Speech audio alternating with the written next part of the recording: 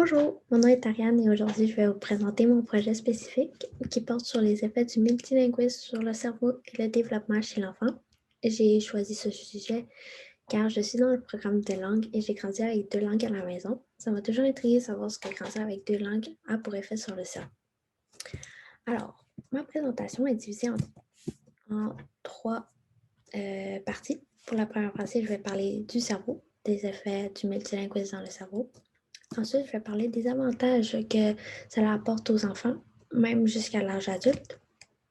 Et pour la troisième partie, je vais démanteler certains mythes que les parents ont sur le multilinguisme. Alors, pour lorsque des parents parlent à leurs enfants dans deux langues différentes, par exemple, le lobe frontal, la partie du cerveau responsable des compétences cognitives comme l'attention et l'inhibition, se développe davantage et a une activité cérébrale supérieure à celui d'un enfant grandissant dans une maison où l'on parle qu'une langue. Aussi, il est prouvé que les bilingues sont meilleurs que les monolingues dans l'encodage de la fréquence fondamentale des sons en présence de bruit de fond.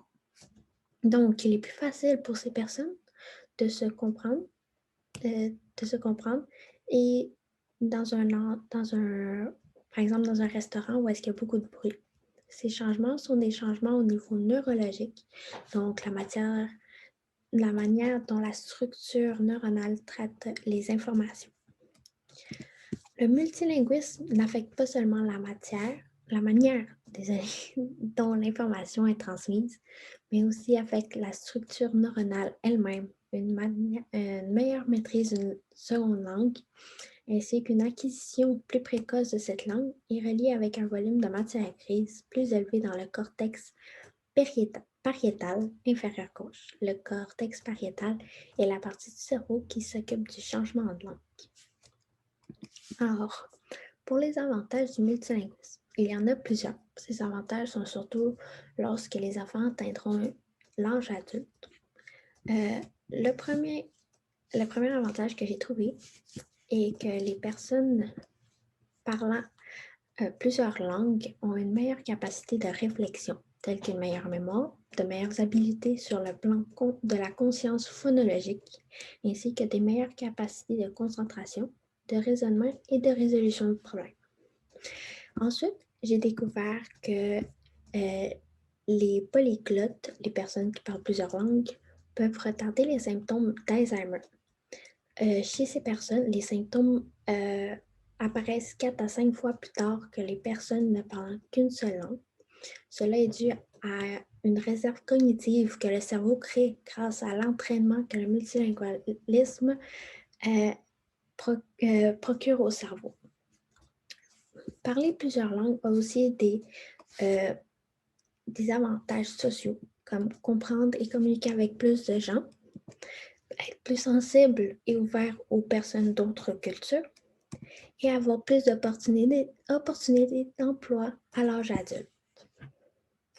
Les enfants parlant plusieurs langues ont une meilleure concentration que les autres enfants. Ainsi aussi, le professeur Yang a écrit dans son article explique dans son article que l'apprentissage d'une autre langue peut aider les enfants à être diagnostiqués comme ayant un TDAH, un trouble du déficit de l'attention avec hyperactivité. Aussi, je vais vous parler des mythes.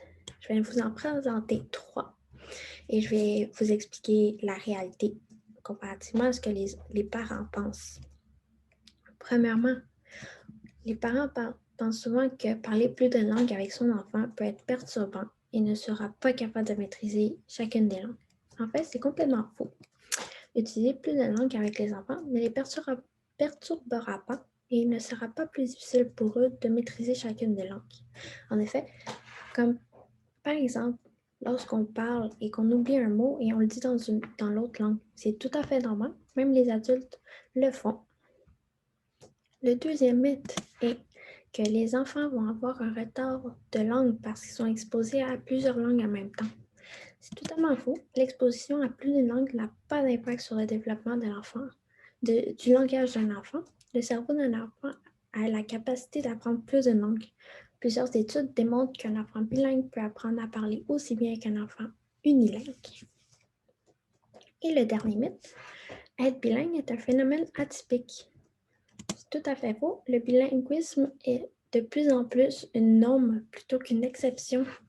En effet, il est estimé qu'il y a plus d'enfants qui grandissent en apprenant 2 langues que d'enfants qui grandissent en apprenant qu'une seule langue. Le bilinguisme est non seulement un phénomène répandu, mais il amène plusieurs avantages, comme mentionné plus tôt.